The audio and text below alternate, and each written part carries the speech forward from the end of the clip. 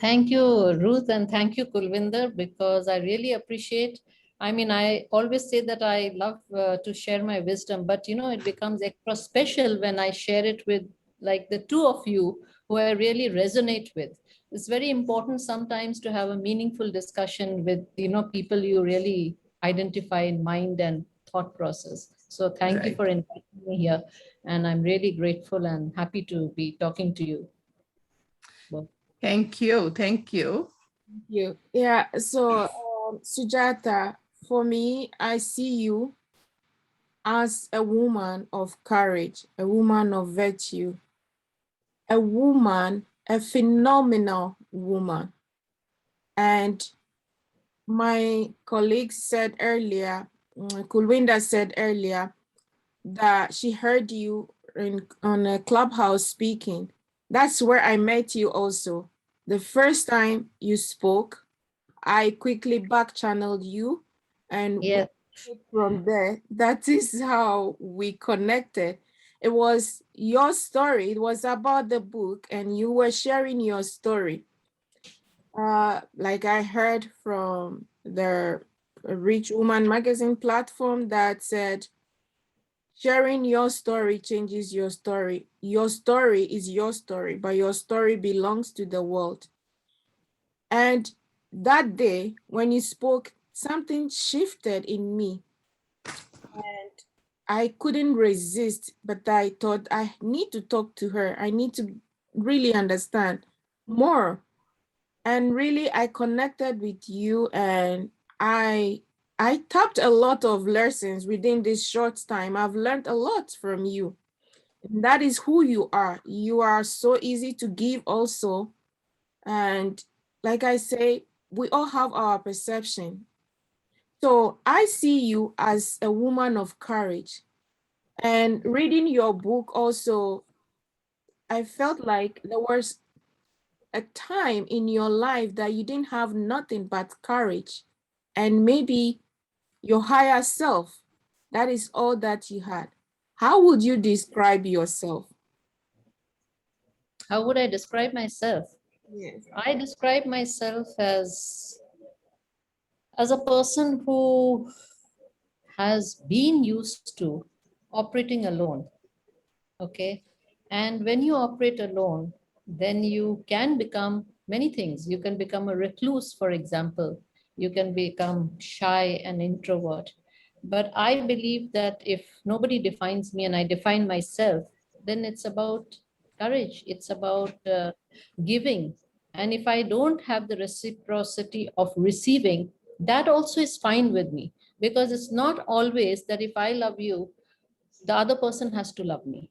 But the fact is, if I have my principles of loving, of giving, then I should do it irrespective of what I'm going to get. And this is exactly what I describe in many of my conversations, that I operate on principles and not the end result. Because if we operate on results, we might land up with nothing, because there will be expectations, there will be all these society standards, and we may not get anything that we want. So it is best to follow your principles, keep your integrity intact, and you maybe it be a hard journey, but I feel that you get success of some sorts. Success and failure is not defined as per society. It's whether you have had the peace of mind, you have achieved what you wanted. That's how I would describe myself. When you are saying like success and failure, but as a human nature, to combine both together and step out from that comfort zone, how do you put and keep it up in yourself? So like I said, success and failure have been defined by society, okay? Not necessarily means the same as for me. Like I'll give you an example. What does failure mean? People use the word failure, right? I You're don't right. believe I don't believe in failure. You know why? It's like this. If you are working on something and you choose a certain approach, what if it doesn't work out? Does it mean that you have failed? No, it only means that this didn't work out. So maybe I'll take another approach, right? Right. So what you would have done is you would have learned from that thing, which was not to your optimal advantage or, the results that you had hoped for, but doesn't Right. mean that you failed, and Right. another example I can give you. For example, I had this retail outlet business in Singapore, right? And when it closed, there were some people who thought that I had failed. Okay, but how did I fail? There are businesses in Singapore which were 160 years old, big, huge chains and malls. They Mhm. closed down in COVID. If I closed down, you have to see that I closed down. I had completed my franchise contract tenure. I closed exactly in 5 years' time. So I don't think that I failed. I may No. have closed my shop, but I didn't owe a single penny to anybody. Now that calls for something, right? There was no Right. outstanding, there was no debt, there was no loan, nothing. So would you still say that I'm a failure just because I didn't make the huge amount of money that one is supposed to Yes. make? Or this thing. So I don't agree with the society standards of this thing. Everything the society says, they have their own connotations and meanings, and not necessarily that is true. Yeah, I'm 100% agree with you. Like a person like me, I'm always like a home and I'm always like this. And people are saying like, I don't have money, or in my own words, I would say I have everything. Maybe like I'm not a six figure, Yes, figure I can say. I sometimes say like this way when I talk to other person. I said, at least what I have, I'm satisfied. I'm full-time mom. I'm full-time a cook. I'm full-time everything. But exactly. see how happy I am. Yeah.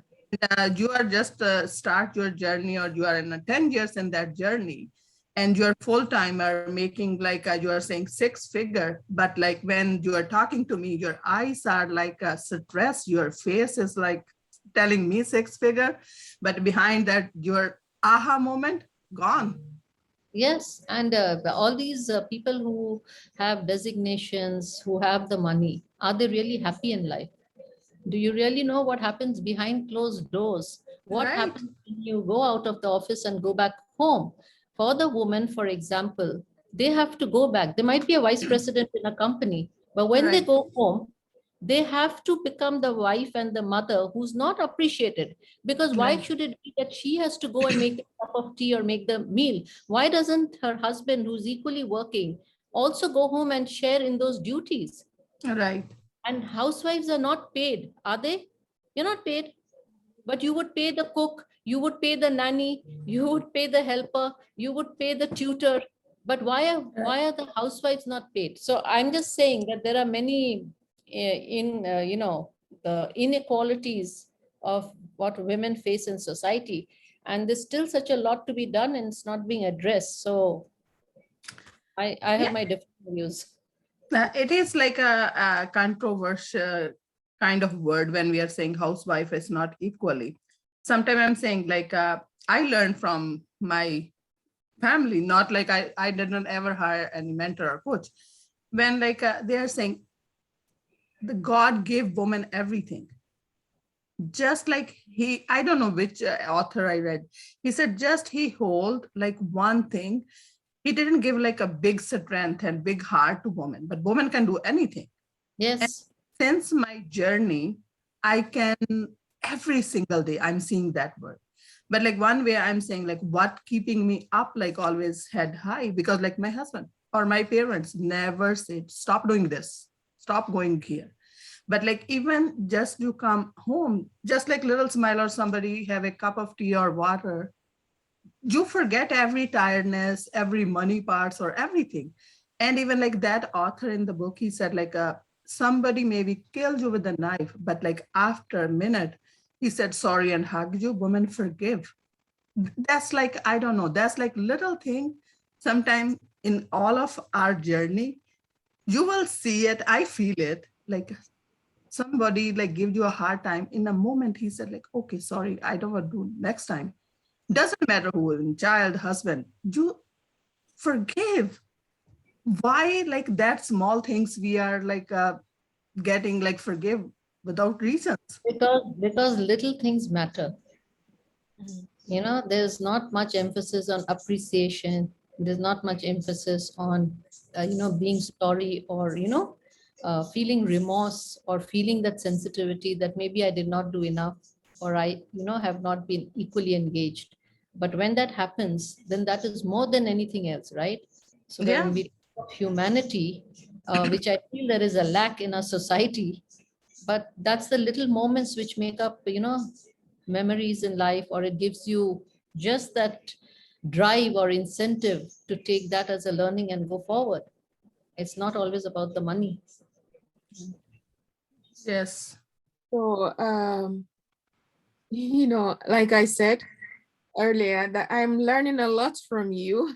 And I, I feel, or I know I can specifically say that relationship or making connection with people, it's so important. And most importantly, it's people with like-minded and people with experience, and people that have gone through things that you haven't yet, or you have, but they are doing it differently, or people who have overcome. And you have achieved a lot and you've overcome a lot. Reading your story, I was like, they said, fear is a reaction and courage is a decision. Then reading your story, I realized that it's when I was reading, I just said to myself, this is a nightmare. And I was like, nightmare of experience for this person and her family. And the most significant thing about this reading this book for me is how you took the time to put all of this down, and the courage to put this on paper and publish it. It's just, it's breathtaking. It's out of this world. And I, because that is because, there are people who can't just do this. They just believe they Yeah. can do it. But you did it. And I know you have a purpose for this. I have my lesson. And I know I've spoken to you about it, but I would like you to tell the listeners, what is the main reason for you having the courage, putting fear? I know you might have fear at the point, but you didn't let it cripple you. You continue to do what you had to do, and you did it anyway. So what is the purpose behind this book, Against All Odds, by you, Sujata? So, Ruth, what happened is, of course, I also talk of my angels, and I also talk of, how I'm guided through them. If you look at my story, you have to connect the dots. I finished the court case in 7 years. Imagine when it was the last hearing. After that, how miraculously you have COVID. Okay, you have COVID and there is a lockdown. And when there is a lockdown, you can do nothing, right? You are totally locked Mhm. down. And that time, my business also closed, the hearing closed, and I felt compelled that if not now, suppose I was working, I may not have had time to write the story. But God created a situation. It may sound very odd, but I always say in COVID, there are a lot of lessons to be learned. I mean, it also gave us Right. time to rest, to look at our thinking of how we are, going on in life, and questioned what we actually are running after, not running after, right? So it gave me that spare time. And I thought, if I don't write it now, when it's all fresh, then I will never be able to write. And the purpose behind this was that I saw so much, and I keep seeing it now, where women do not have the courage to come out. They don't, really, they don't. And if my book, which I call a legal life manual, is there, then I want it for women to gather the courage that, look, I know it is hard, but if I could do it, if I could have success, then so should you, because it's a question of standing up to injustice. And when we keep for years and years and centuries, we just keep accepting what is done to us, domestic violence, marital rape, you just name it. There's so much which goes on, suicide. Why is it that? Because we don't have any support from society. If you read my book, I was totally alone, right? And imagine to stay in a society in your own building where there was no support from anybody. To live like that, not run away, like a lot of people suggested that I run away or I change my residence. I never did anything of that sort. My thing is still there. And now, how is it that after I've won the case, then people start talking? Because when people are successful, then you'll always have people around you. But when you're going through tragedy and trauma, there'll be not a single person. It's like almost not having a fly on the wall also. So it is like that. But I feel that this has to be talked about, this has to be written. And if I just talk about it without giving examples, which I now have the thing to do, then it's not going to make an impression. Because when somebody is undergoing something, you can give all the comforting words, but the person is not going to be convinced. They will say, I can't do this, why should I do this? And if I say, no, no, you can't do this, it won't make a dent. But if I give her an example, then they will say, okay, you know okay, if she could do this through such a harrowing journey, then why can't we? you know like Right. everything I did, I didn't have anything. When I wanted to become a career woman, I didn't have any qualifications and degrees. The importance even now. They will look at your qualifications, your degrees, all the degrees which you see on my bio. It's in the lockdown period. While writing the book, there was enough time to pursue online courses. So that is what I did. But my practical experience has got nothing to do with the courses. It's just an added thing, for Right. those who require paper. But my life is more than that paper, right? I mean, you can be a social worker and all that, but you do not have the empathy. You do not have that sympathy for a victim unless you've been in their shoes. Like, I know what it is. So I can, better hold somebody's hand, give them the right guidance, which how many people can do?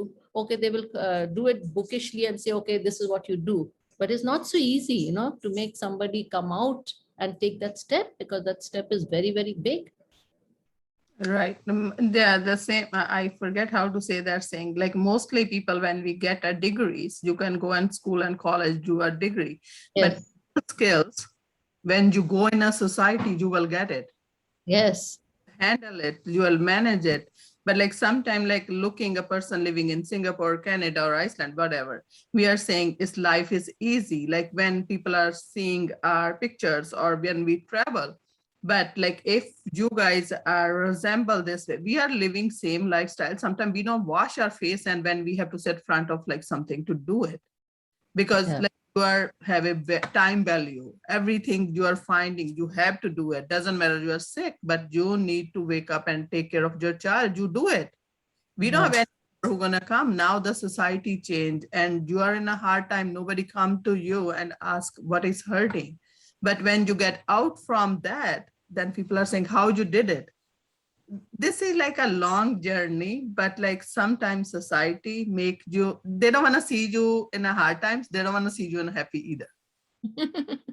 And Kulvinder, you must ponder on this. There is no manual, and these certificates don't do us any good when it comes to practical knowledge or experience. For Right, example, all of us are mothers, right? right. When we have children, there's no book actually. I mean, now there may be, but in my Yeah, times, I didn't have many books, right? Why is the child crying? Even if you have a book, you have to figure out when the child is crying. Does it want to be fed? Does it want the diaper change? And sometimes yeah, it's nothing works, and you don't know why the child is crying, right? right, So right. everything you have to figure out and do intuitively. No, there's no book which tells us how to be the perfect wife or the perfect mother or No, the aunt and all. It's not. It's just on the go in the relationship that you figure out, right? yeah, And this thing. So there is nothing which is there. So you can have all the degrees in the world. It's not going to give you the life manual, as to how to deal with situations. You don't plan for situations. Like you don't plan to become a widow. But if you become a widow, how do you navigate the rest of your life? How do you bring up 3 children? Was that taught to you? Or when you got married, did your parents give you a book and say, okay, now if you become a widow, in the worst case scenario, this is what you do? So right. you don't No, invite some life altering situations. But if you do, what do you do? And that's where the courage comes in. And that's where you need to take decisions. That's why I say leadership is not about designations, it's about action. An action which may not go the popularity mode, but which you need to take because it's the right thing to do. Mhm. Right. Even like if we are relating to this thing, like you bring how to handle the children's situations, right? My words sometimes I'm saying like, as a person, as a human, you are very adapted. You want to be fit in that circle, or you want to be look like or feel like that. But expectations, other person not like letting you to sit there or to like stand there. But sometimes I think like all around it's a questioning you and a problem you why they can put finger in. Like sometime in our religion book, they are saying if like doing this finger like to point somebody, very easy. When you point this way, it's like turn, it's hurt. Yeah. But we never find our insides. We don't make our inside happy or love ourselves and stand up like who cares about you. Society didn't pay our bills, but we are making always other person happy. Yeah. And, Who's the other, even like your own family, own blood relation, they don't think about your feeling, what you are saying and doing. Exactly. And even like with your scenario or case, like you fight for your daughter, you put your life on like that circumstances because that is a trouble time, and you are stand up. But like your daughter, if didn't acknowledge, sometimes it's hurt. We are all humans. Like we did like whole life. Like sometimes I'm saying, especially for a woman or girl, when we are standing up, like just a child to like grown up, your parents like telling you do this, then you go in a second step, your education, you're a teenager, then they are like telling you do this and this. And when you come in the next house, they are telling you do this and this, then your children started. When you can flourish yourself, only when you stuck, then you said like, okay, that's it. Fears and I'm stand up. Then they are putting finger other way around, like this person is so stubborn, this woman is Yeah. this. And then who you are, how you fit in society. yeah, so they are talking about pointing finger. I was going to tell you that, and they have a saying in my language that when you are pointing finger at someone, the one finger you're pointing, the rest of the finger is pointing at you. So Yeah. yeah, what kind of point people finger at people at, you have to be cautious of that. Anyway, so there are so many things to discuss with you, Sujata, and like Linda, she also has a lot to share. We all do. Yeah. Yeah.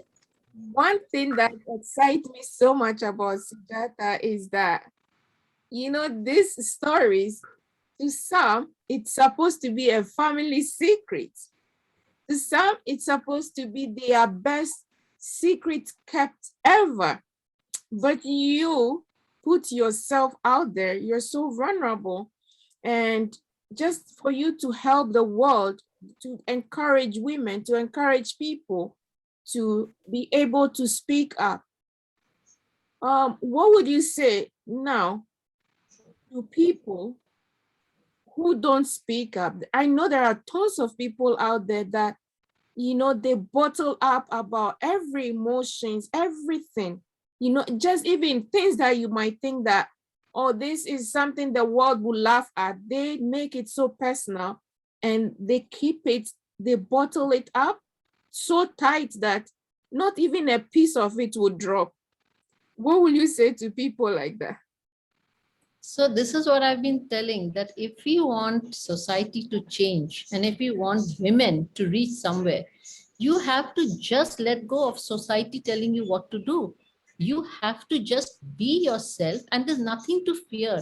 It's just that the fear and inhibition has been built in by society. But how bad can it be? You know, when you actually learn to speak up, you find it very liberating, which you've seen in my journey in the book. You know, when I was a daughter-in-law, I picked up courage to say no to something which I did not agree, which was for my daughter, like putting those, you know, what they put, that coal in the child's eyes. That was the first time I decided, even if I'm trying to please them, I will not accept this. And I picked up courage to actually say that. And they backed off, because if you put logically something and you're firm, then they do back off. But we always are scared of, oh, if I speak up, what will happen? They will get upset. And, everything is about the fear of rejection, or, of some kind of displeasure that we will be at this thing, whether it's from family members or it's in the office. What if my boss is going to get upset? So don't say, even if you have a burning desire to say this is not right, or this is what I would like to come up with, you don't say it and do it just because you're always thinking of the other side coming down on you. But you're not being true to yourself. You're not going to be happy, and you're going to land up with all the diseases which is called by the so-called stress, right? Right. So what about that? So you're not doing anything, and these people are not going to come. They're not going to pay your bills. They're not going to be around when you're sick.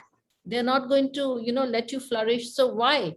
These are these nameless, faceless people who, will tell you how religion will tell you what to do, what not to do. Institutions will tell you what to do, not to do. So we just have to keep thinking of the others. And if we start always thinking about the others, we don't discover ourselves, or we don't flourish. We know who we are. We have the potential. Women have gone all the way to the moon and come back.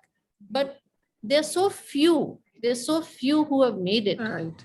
You Yeah. know, Absolutely. like how many women are there in sports which are totally male dominated, like kickbox or wrestling and all that? How many? Right. Because how many parents will tell the girl child, you can do whatever you want.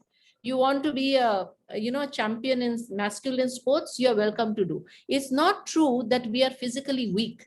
We are not actually physically weak. If you train the child from childhood, the Yes. child Right. can be trained to this thing. This whole thing, physically weak, has been brought down from ages, and we are told that we are physically weak. Neither are we physically weak or emotionally weak. We are much stronger than our other counterpart. Right. And I have seen exactly what evidence of what you are saying now, that the upbringing. So beginning with the child or the upbringing of people, it's important what we implement in the child. They grow up to bear that fruit. And I've seen people suffering today because the parents somehow ignore certain things due to Yes. fear or due to some sort of experience. And today they are suffering the consequences of their own upbringing. So, Yes. yeah. So, Because because the parents also follow the stereotype conventions. So yes, when a girl is born, it'll be pink. When a boy is born, it'll be blue. It starts right from there, the color code. Okay, when you give the toys, you'll never give a neutral gender toys, right? Why the boys have to be given all the cars and trucks and automobiles, and the girls have to be given the Barbie dolls and the home kit sets and all? Why? Allow them to choose. Just put the toys out there and allow the boy and the girl to choose. When in reality, that most of the chefs, celebrity chefs, they're yes. all men. All the fashion designers, they are all men. But would they go home and cook? Would they go home and actually sew things? No. But when it comes to economic value, then all the men are there. Yes. Even if like we are going behind that scene, like like when we are talking about religious and stereotype and upbringing, where we get our surroundings, we don't explore things. Even like when we have like our home, or from pregnancy to until the child come out, your like surroundings always like give you that kind of words, and then you grow up like that way. And we don't want to be change that dimensions, because like our speaking part never get heard. We get hurt, we don't get heard. Yes. And these like things always like bringing us back. And then the other thing, through my journey with my kids, now they are grown up, they are saying, mom, like all the cultures, what they do, mostly they said, you see, like Ruth's child always do this and Sujata's child do this. You never say my child is like this. Yes.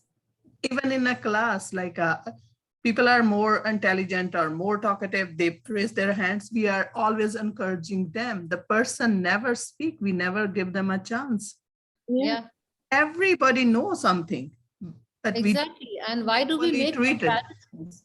And just Right, because the child is quiet doesn't mean that the child doesn't have much more than probably the one who's, very vocal and open, right. Yeah. all this. You have not explored that child's qualities, and that No, just remains hidden. And who's going to take that out? Because our education system is not geared to, no. bring out such children's development. We are Yeah, always about grades. We are always about, the competitiveness, who scores highest, who is visibly most seen, and all that. But what about the quiet ones who might have, yeah. treasure It, house of talents? Yeah, and it, I was yeah, telling someone about this, that the educational system has caused so many people to to lose their self-identity. You might be a quiet type of person, and you might probably not love to work with science or something, but you are right, forced to do it. You have no interest, but it's part of the curriculum. And if you want to pass, you have to endure that thing to do. Yes, And when you don't get 10 over 10, and someone who is passionate about this subject got 10, and the teacher look at you and said, you didn't do well at all. You have to, well, if that is the teacher who is nice, say, you have to try to do better next time. You go and you focus on that. People walk around traumatized from day one, the day they yes, step in school, until the day they finish. And they end up on their deathbed so traumatized, and exactly. walk around with this trauma. And so sometimes you meet people in the offices or in the marketplaces, in a society or environment. They have this some sort of behavior, some kind of character. Sometimes it's not them, it's not their fault. It is the conditioning they have gone through. It is what they right. experience from the school, from comparison from parents. Oh, look, you see your friend, she's doing so well. You see how your friend Yes, always dress up. Why are you not dressed up like that? You are a yes, boy. Why are you doing this? Why are you not wearing pink as a girl? You have yes, girly, you are a girl. You have to pose yourself this way. You have yes. to stand this way. No, girl. You can't be fat, you have to be thin, you have to look glamorous. But why are you not teaching the child good values and appreciating the Right. child for who he or she is? And secondly, you force the child to take up educational streams which they may not be interested in. What if the child is not interested in science but has an affinity for writing, for poetry, for the arts background? Let them be. But because you want them to be in those circles where you think you'll get well paid jobs, everybody has to become a doctor or an engineer or something like that. Why? Yeah. Allow the child to choose whatever is their inclination, and let that they will become the best person, because they'll follow that heart's passion. And too late in life, then they will be told, oh, you must follow your heart's passion. It's a bit too late, right? At 30, if you're going to tell somebody follow your heart's passion when you were never allowed to follow your heart's No, passion, right? right. Oh my God, this is so amazing. I wish we could talk forever, but we are almost coming to an end of this today's talk. But before we end, I know you wrote this book, but I just want to ask you, is there any part of this book that is so close to your heart, or that is your favorite, that you want to elaborate on for us? No, actually, this whole book has got too many stories, and it's all close to my heart because I talk on stories like, if you are a housewife and with three children, and then what if you are stalked by a mafia don? Now that is something which nobody will tell you how to navigate that system. So there's a huge lesson out there of how I did it.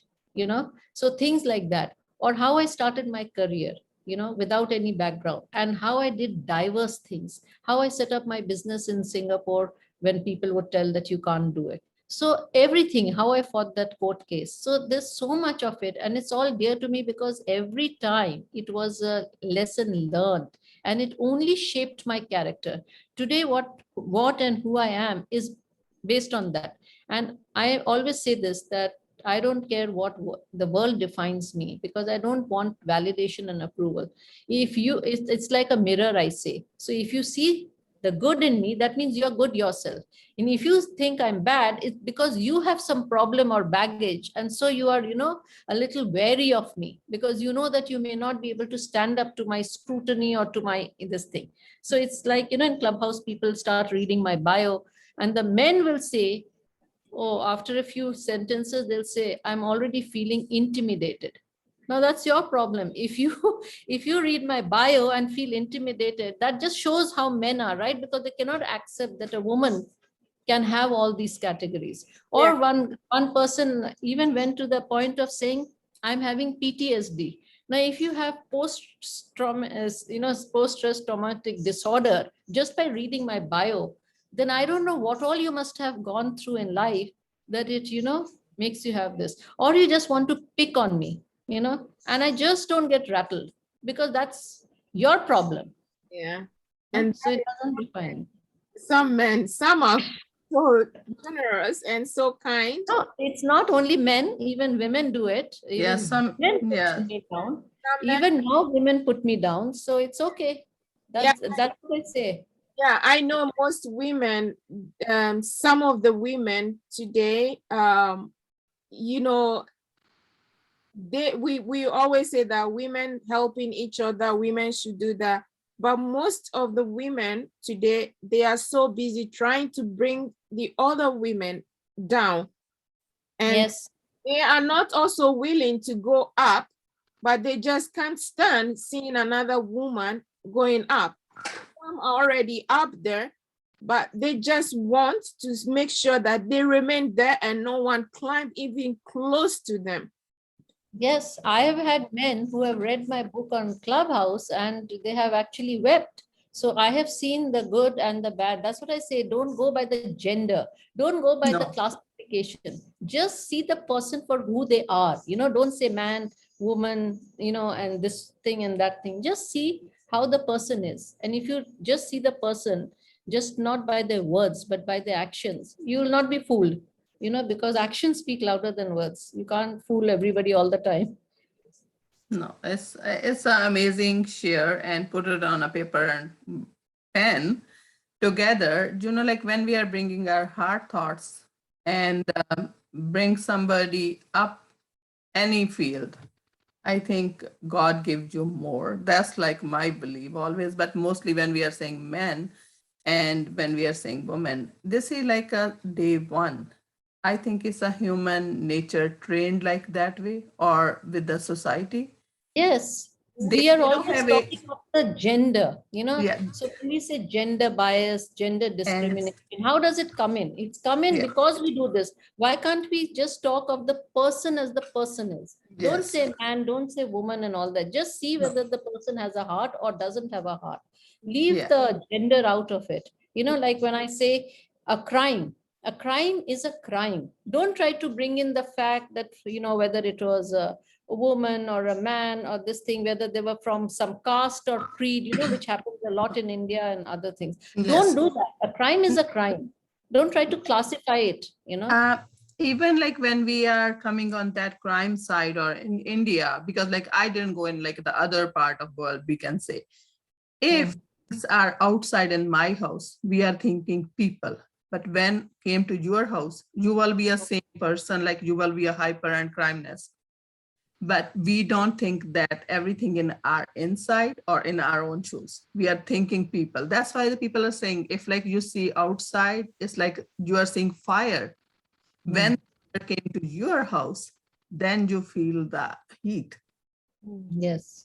All humans, we understand that small things and belongings, who we belong only one God. We have like all red blood, but we don't think this way. When you hurt and you go on that situation, we are saying Sujata and Sujata's daughter.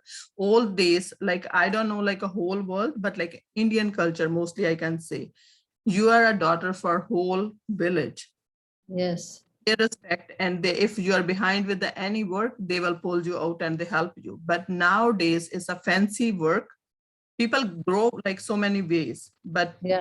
Everything is a man-made. Like that's the way I see and think myself. Everything is a man-made. If my health is not here, what are you gonna do with money and house? Nothing. Yes, exactly. You need to like just be Joe. Like sometime the I see your journey is very tough. But like when I'm seeing myself, I'm saying like sometimes I comparing, this is hard, this is hard. But end of the day, I'm seeing with my own words, every time words change. Now I'm saying like since like a child to now, I always ask, give me a strength, other things I can handle it. But that's easy because like nobody lets you to show up your strength even. Doesn't matter how you do. People are always questioning. And God gave every individual talent, but sometime that talent, like in your story, how it's born, because like something is hurting and somebody gives you a courage, put it on a paper, people will see, world will see. That's the way the God comes. That's the way the all the religion books come. Who write? Men write their thoughts on Yes. how they feel it. Yeah. And then like we are the one who are reading. Now your book came out, like Ruth read it, like I didn't like buy it yet. But the things like when you are see and heard and read, then your experience. My experience maybe when I'm reading is go different directions. And these are the things we never get a chance before. This is a time. Sometimes I'm saying COVID gave a knock on your door, just get like this. Nobody need Sujata's money or hurt. Like when we are like sharing this feeling gonna heal. That's like the science or like small words and longevity is in my words. Nobody need anybody, Yeah, not that COVID is so pleasant, but right? you know, COVID brought so many good things. Just like this, Yes. it's it was born during the COVID era, Yes, and exactly. so many beautiful things that happened during that. So I just want people to picture life about this, that you know, every things that we see as bad stuff happening in our life, it's not really bad. You know, there is something good in it. Some purpose, yes. There is a good purpose in all of this. So there is growth, there is so many opportunities in all the unpleasant experience we have in this world, and those we look at them as so bad, based on it's all based on our own perception. It's Yeah. on our expectations that we have towards life, and some of these expectations are not our own creation. These are creation from the environment we came out from, our communities, from the society.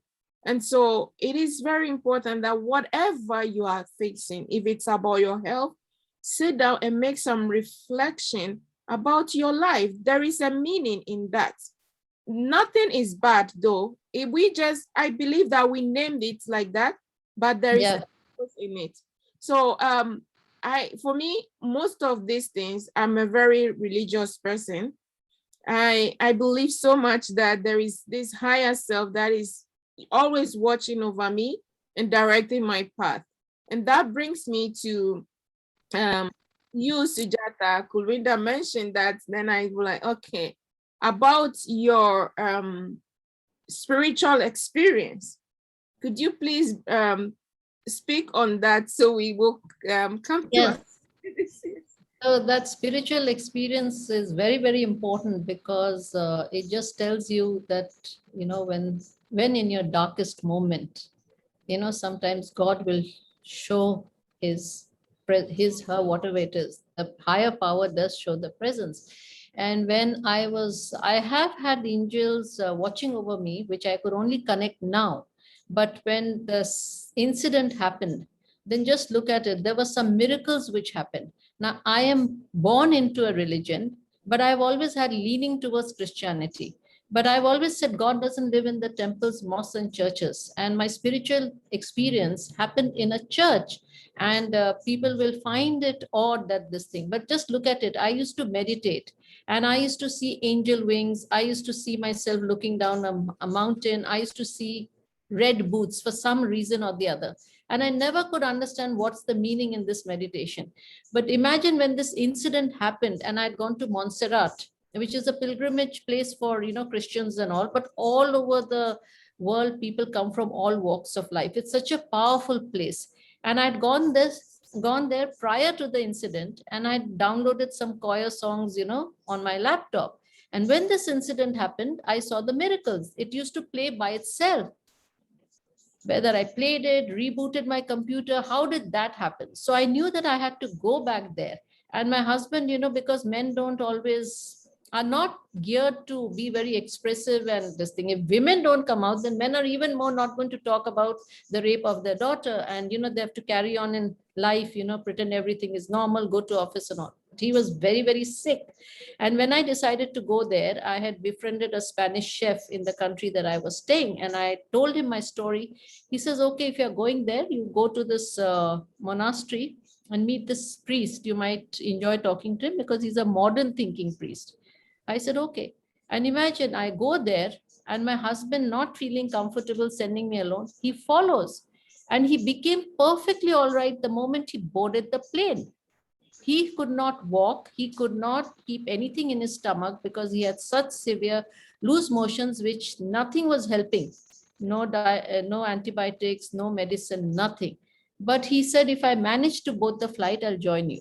When he sat on the flight, he was perfectly all right. So the person who got off the flight was totally, totally okay. And then we went to Montserrat, and I couldn't find the place, and I was getting very agitated. And my husband was trying to console me and saying that, look, you're in the main chapel, so why are you getting so head up? I said, no, but I had to be somewhere else. When out of the blue, this girl walks out, and I just babbled to her in English, because in Spanish, I don't know Spanish. So I was talking to people, and people were talking to me in Spanish, and there was nothing which was happening. But this girl, she knew English, and she says, you won't find it, I will take you.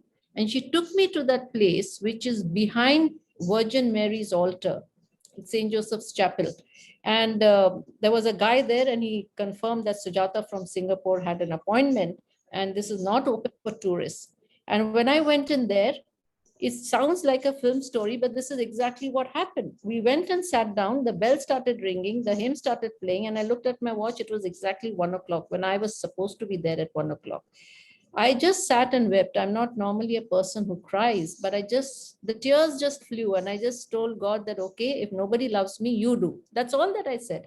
I never asked for anything. And when we came out, we went to the mountains where the miracles had happened. And in our previous visit, we had not gone there because we can't climb. You have knee pain. Now we could go without any kind of a thing. And guess what did I see there? I saw the angel wings, which I used to see in my meditation. Now you connect the dots, and if you have an answer, you tell me. I saw those angel wings. I came down, went to the monastery, and guess what? It's the hillock that I used to see in my meditation. And my elder daughter, she does tarot card and angel card reading. And whenever she does angel card reading, three cards always pop out: Archangel Gabriel, Michael, and Raphael.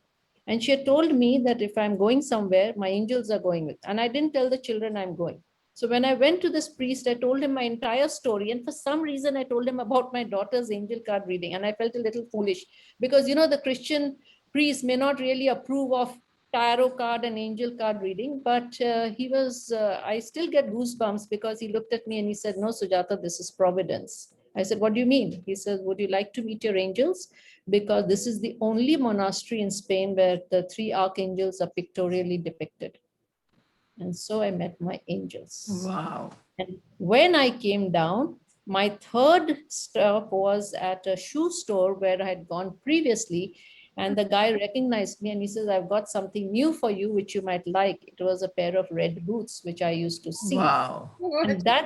And that started my journey of being an entrepreneur, because I just told him out of the blue, I said, why don't you open something in Asia? Because I can't keep coming to Barcelona. He says, why don't you talk to the owners and give me the card? So while I was fighting a court case, I also set up business in Singapore by opening my own, shoe store. Wow. So if you can tell me that this was not predestined, tell me, how did it happen? Yeah. So, I could find the courage because I knew that even if the world put me on one side, ostracized us, stigmatized us, God was with us. And the other thing, I'll tell you the blessing of God. So when this incident happened, apart from deciding to fight battle in court, I did another very courageous and what people will say not to be done, but why Sujata did it. So, what happened was at that point of time, she was in a relationship with a boy. And the first thing I did was after telling the cops, I told the boy's mother. And people just came down heavily on me and said, why did you tell? Because now your daughter will be dumped. I said, I'd rather she be dumped now and I pick up the pieces than she be dumped later. And guess what? In all this thing, it turns out in the billions and billions of population, this family was so good that they accepted my daughter as she is and was. They never held it against her, and she got married to this boy. Now, if that is not a blessing from God, then what is? Right. Absolutely a blessing. And wow, there is a great lesson in that. And you have a lot to share. So I will encourage viewers watching this to really look for Sujata. We will be having you more often to tap your knowledge, because there is a lot in you that you can offer the world. And I believe that we have all been called for something, and we are here for a purpose. That is what motivated me to name my podcast Clarity of Purpose. And because we all need clarity and we are all here for a purpose. And I want to help everyone that it's finding it difficult to understand life process and all the experience in life and how to get to the next level, to understand that it is easy if you set your mind to it. And if you ever need help, I am always here to help you. Sujata is here. Kulwinda is here. We are all here to support you. I understand, just like Kulwinda, just like Sujata, that we can take it one step after the other or step by step. There is no rush. There is no need for you copying someone, but just be yourself, be who you are, have the courage, because courage is, they said, I don't know where I saw the quote, but they said, the secret to happiness is freedom. And then the secret to freedom is courage. So if you have the courage to endure this or to take action, you will be able to achieve your dream. So with that being said, I want us to bring this to an end, and I would love for you to give us your last word. I will start from Kulwinda and then end with Sujata. I'm really appreciate we have a great time with us. Like our mission is the same. We are here for a marathon run. One day, one meal, every time you find something new. We need to explore and ignite each other. Even like today, I write a quote, good morning, when truly don't care what anyone thinks of you, reached amazing level of freedom. What is a freedom is everybody is take a freedom word is different ways. Yeah. But our freedom, I'm saying I have a time freedom. I love it. I'm very compassionate to run with that freedom. And we want to be helped, like as a mothers or as a wives, how do you stand up yourself? I'm really appreciate Sujata. We meet each other. This is like just starting. We're gonna take each house how women can smile. Thank you. And last for you. Thank you so much. So I will give the floor to Sujata to share with us her last words. For now. For now. So I have to always thank Clubhouse for meeting people like you and Kulvinder or many others that I've seen, blessed with.